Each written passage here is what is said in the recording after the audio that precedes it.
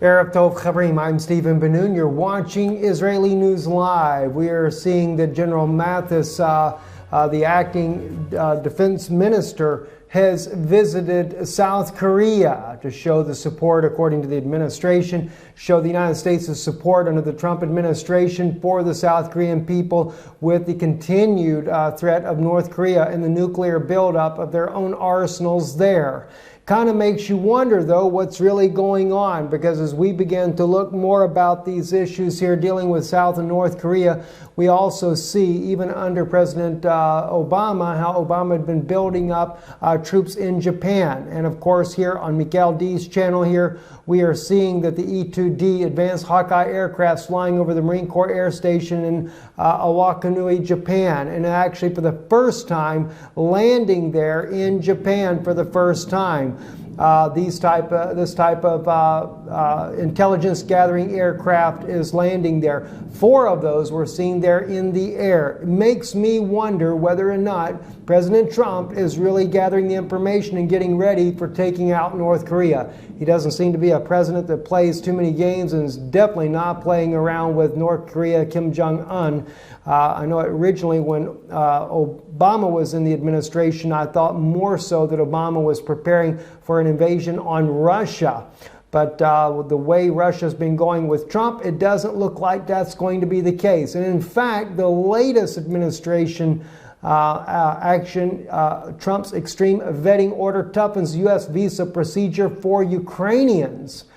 Well, that's about time. I'm glad to see that's a major change in Ukraine. Instead of backing Petro Poroshenko, the little thug there that has gone against the Russian ethnic people of Ukraine and has tried to obliterate these people, now President Trump has taken the opposite stand there, tightening up the visa process for Ukrainians coming to the United States unless they stop bombing the Donetsk people over in the eastern part of Ukraine. It says U.S. President Trump's executive order, what he dubbed extreme vetting measures to limit refugees into the United States, has toughened the procedure for issuing U.S. visas to Ukrainian citizens, according to the consular service of Ukraine's foreign ministry. I think that's a very good thing. In fact, I thought it was kind of cute when I first saw this article came up on Twitter there. Someone took the picture on Trump's White House wall and put a video image of President Putin in there laughing hysterically at this latest order there.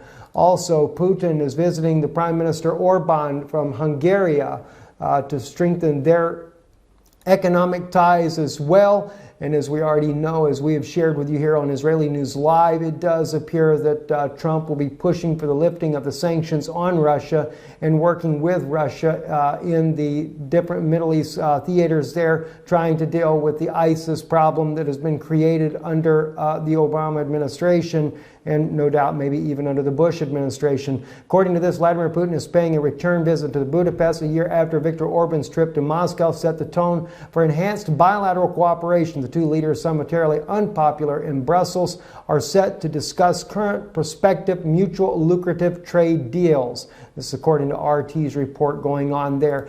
And yet another action that President Donald Trump has done that no doubt has got the Palestinian Authority up in arms and again making the Israelis very happy. In fact, there is word is going out that the Israelis are going to nominate President Trump for a Nobel Peace Prize. Says a report here on United with Israel. U.S. threatens to sever steps if Palestinians sue Israel at the International Court. The possibility of the cessation of the American aid in event of a Palestinian appeal in the court does not represent new policy, but has been set in American law for 2 years. So in reality, President Barack Hussein Obama actually put that into law. The Trump administration was warned the Palestinians that suing Israel in international courts would trigger severe steps by the U.S., including the closure of the PLO offices in Washington and to end economic aid to the Palestinian Authority. You know, some weird things are going on there with President Trump there with Israel. And of course, as excited as it may seem to be, I'm still a little bit optimistically cautious. I've been watching also the unfolding events between that of Pope Francis and the Knights of Malta, where Pope Francis has stepped in there. It seems to be there is certainly a contention between Pope Francis and that of President Trump, but yet again, President Trump is a very strong backer of the Catholic Church. I'm wondering if maybe President Trump is not hoping for a new pontiff to come along, one that is more in line with the White House, their ideology. You know, Cardinal Dole hasn't slipped my thoughts on that either. If they ever got a man in the Vatican that would be someone that would be right along there with President Trump, that would be Cardinal Dole. And talk about building a third temple, well, then you definitely would see it then. Got some other thoughts on my mind. I'll just have to share those a little bit later. Anyway, I'm Stephen Benoon. You're watching Israeli News Live, Erev Tov.